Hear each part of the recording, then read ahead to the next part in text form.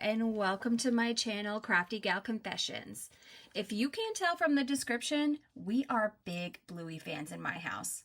Halloween is right around the corner, so I have created a 3-part series featuring components from my DIY Bluey and Bingo inspired costumes.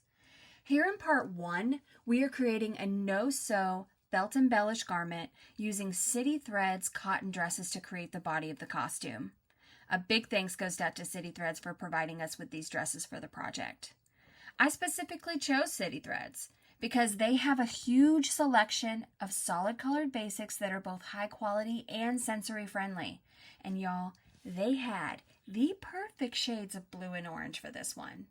Also, check out their storefront where you can find 2-piece sets in the same colors that would be amazing for creating a gender-neutral version.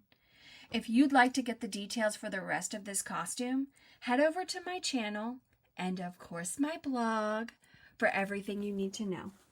Okay, let's start with the supplies. Here's a list of everything needed to complete this project, but let's talk about the glue. I chose to use Aleene's no-sew glue because it is considered a temporary option. I did test this with some scrap fabric and felt ahead of time because I was a little leery, but I can confirm that this did wash out beautifully. Aleene's does also offer permanent fabric glue options if that's your preference. Next, for the printables that I've noted. These are totally unnecessary, but will probably make the cutting process easier on you, so I went ahead and created some printable guides. These can be found on my blog. But these shapes are so basic, so feel free to skip the printable if you think you can handle it. And here we go. In this video, you're going to see me exclusively working on the orange Bingo inspired dress.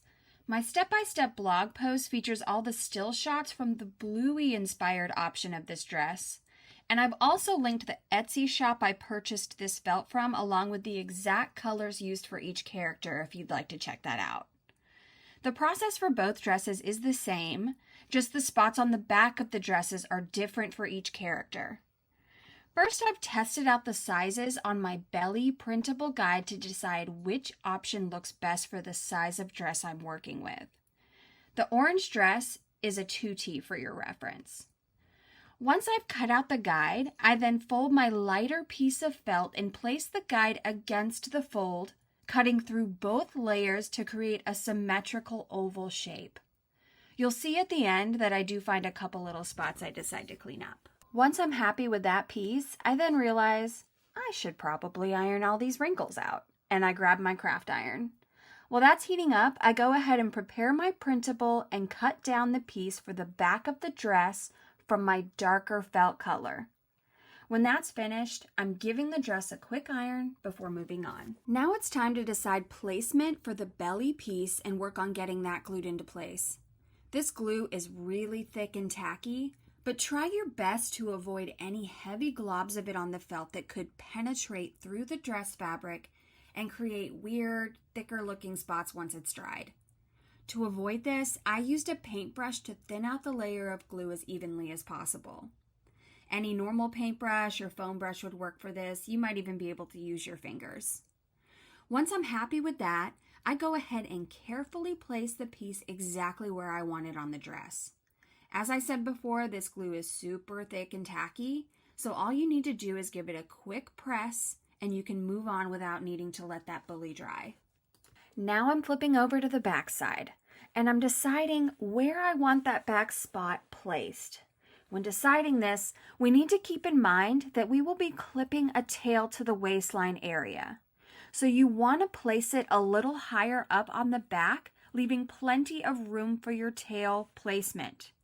This time, I skipped the bowl and I applied the glue directly to the felt, thinning it out with my brush afterward.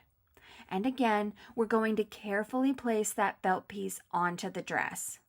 One thing I do just want to note as I wrap this up.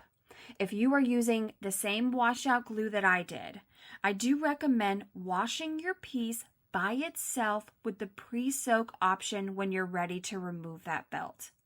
This is what I did when I tested the glue before beginning this project, and it washed out beautifully. And we're all done, folks. I hope your little one enjoys this DIY as much as mine does. and head over to my channel to check out parts 2 and 3 of this costume. Happy crafting!